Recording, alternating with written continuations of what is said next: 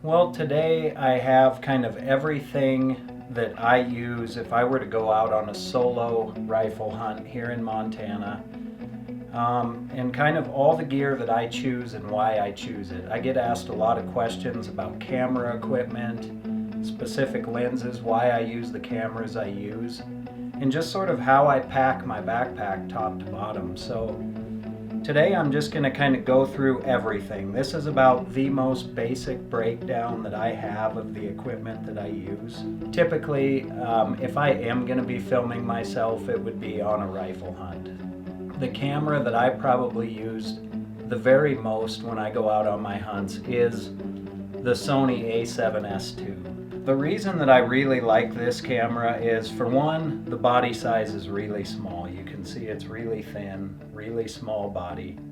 This takes really good photos, but it also will do just about anything I need it to do for video. As far as, it'll shoot in 4K, it will shoot, all different frame rates from 24 to 30 and even 60. And then you can also go into the slow and quick modes, and you can get this thing clear down to like 120 frames per second. I'll also pack with this body and that lens. I love this Sigma 50 to 500 millimeter lens. This lens for me kind of goes everywhere.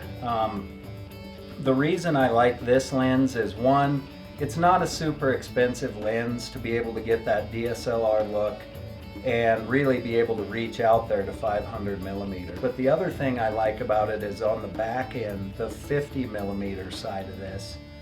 When you're filming an animal and you're zoomed way out like this, and say you're getting ready to film the kill shot or something, and you film and the animal goes into the trees, you can then back up and get right to your subject right here and pull focus, and they can be right here. So I really like the versatility of this lens because of that. It is kind of heavy, and since it is a Sigma lens, you do need a Sony adapter to be able to go to that. But the combination of this 50 to 500 Sigma with this 16 millimeter and the a7S II is probably the setup that I go to the most for photos and video.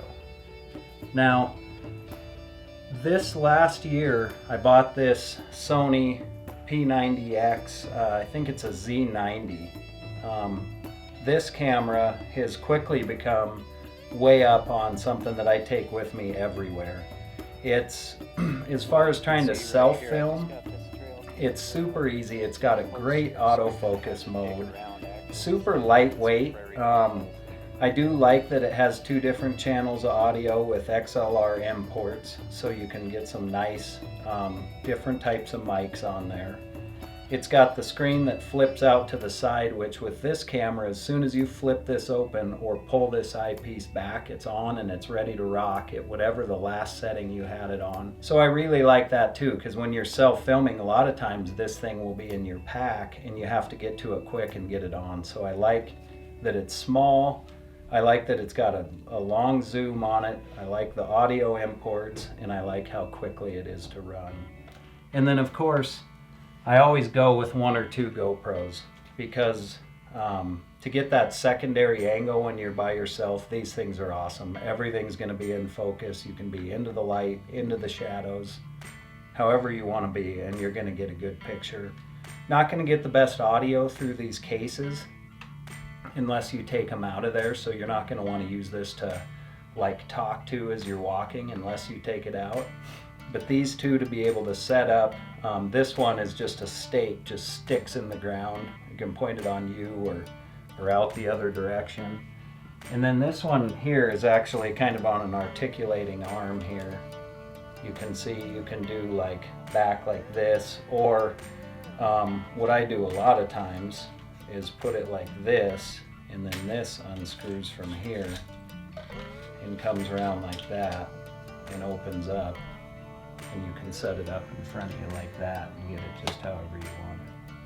And then I like to have a couple different tripod options as well. If I know that I'm only going to be running say with this small camera body, I know I can get away with this Summit tripod from Vortex. It's small, it's lightweight. It doesn't have a super fluid head on it for filming, you know, movies or anything like that. But when you're trying to self-film, I love this tripod because of A, how small it is and how lightweight. But also, I mean, it really will extend way up to where you can be standing and be on a spotter and look through this thing as well. So you can see, get that set up, and I don't have the base plate right now, but it's plenty of tripod for a camera this size. Now, if I was only going to be using the A7S with this lens, it would work, but this tripod is a little undersized once you go to put that 500 millimeter on there. So I like to have this in there, but then I also like to have the Big Man Frodo tripod as well. It's obviously going to be a little heavier, but it's carbon fiber and will extend way up, and just super versatile. Nice fluid head on there. So this will, you know, is what I run with this lens. And then, of course, you got to have some snacks here. My favorite mountain snack is these rebars, and then I've got some Hydrate and Recover in there. And then this I always have in there. I mean, it's made to be like a scarf or a neck gaiter to put over your head. But I've also used it a lot of times, like in the heat of the moment, if we're trying to get camouflaged really quick, to just go over this lens, and then it'll also stretch back over the camera body. So I always kind of keep this thing in my bag. You never really know what you're going to use that for. Alright, so now I'm just going to take all of this and show you how I pack it in here. So of course, you know, I'll start with the stuff that goes on the inside of the bag to begin with.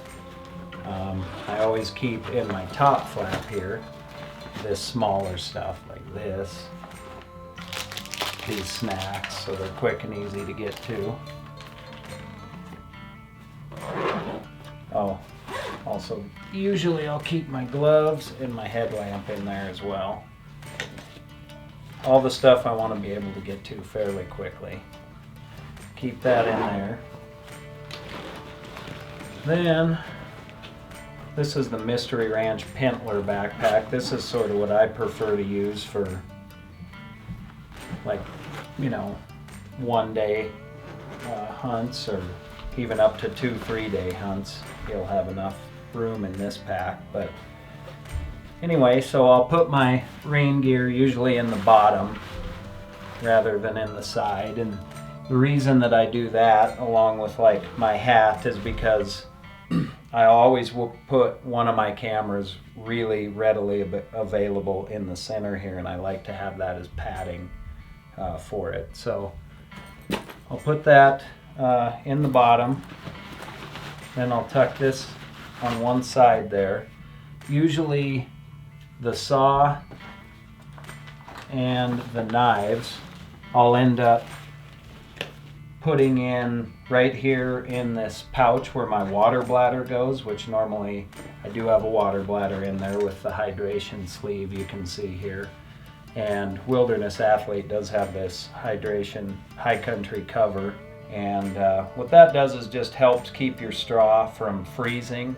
A lot of times, you know, when it gets cold out, you go to get a drink of water out of your hydration system, and this is the section that will be frozen. So anyway, put the knives and the saw in there, and then typically I'll take like this lens, make sure it's locked, and a lot of times I will have extra clothes or whatever, but I can put that right in this side pocket right there so it doesn't bounce around.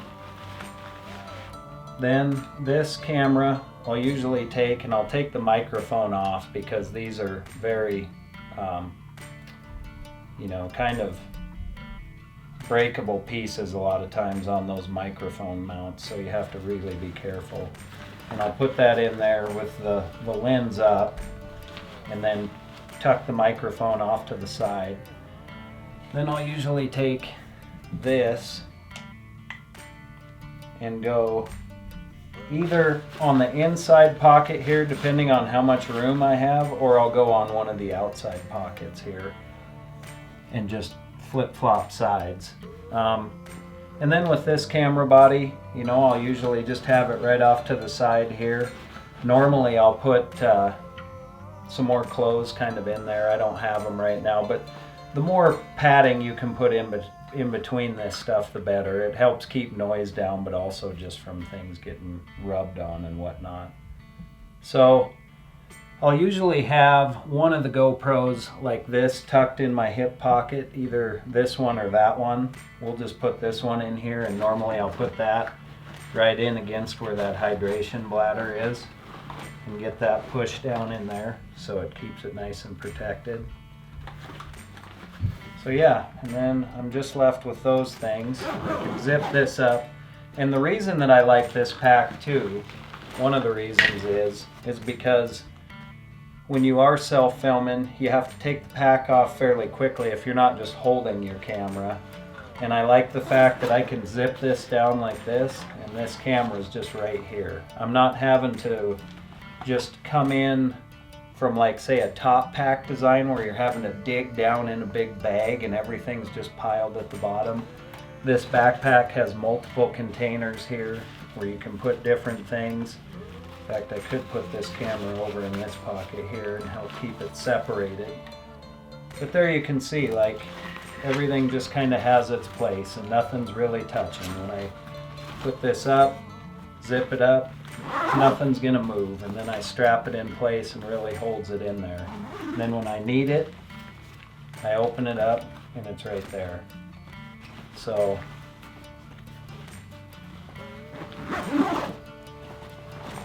just keep zipping this up here.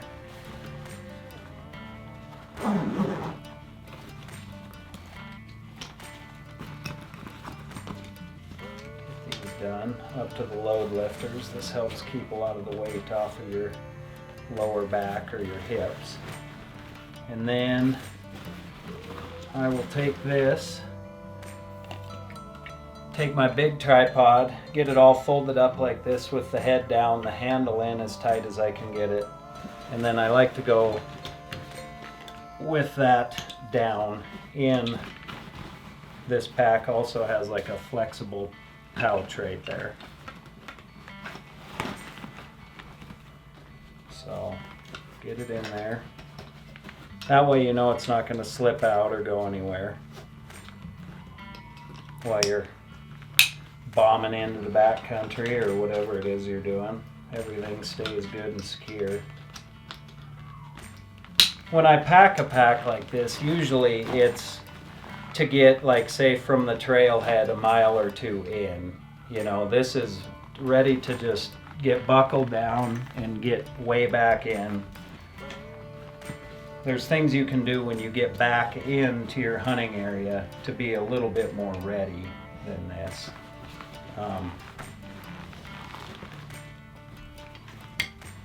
But this is the way I like to pack to really get all my gear in there. This is, of course, just for a one-day hunt. If I'm going in to look for spring bear or something one evening, or going to look for a lion track or whatever. This would be just for a one-day hunt. Of course, I don't have room for, I haven't packed this for a sleeping bag or any overnight gear, although I could. This pack that I've showed you here is simply just for one day to go in and hunt and film yourself.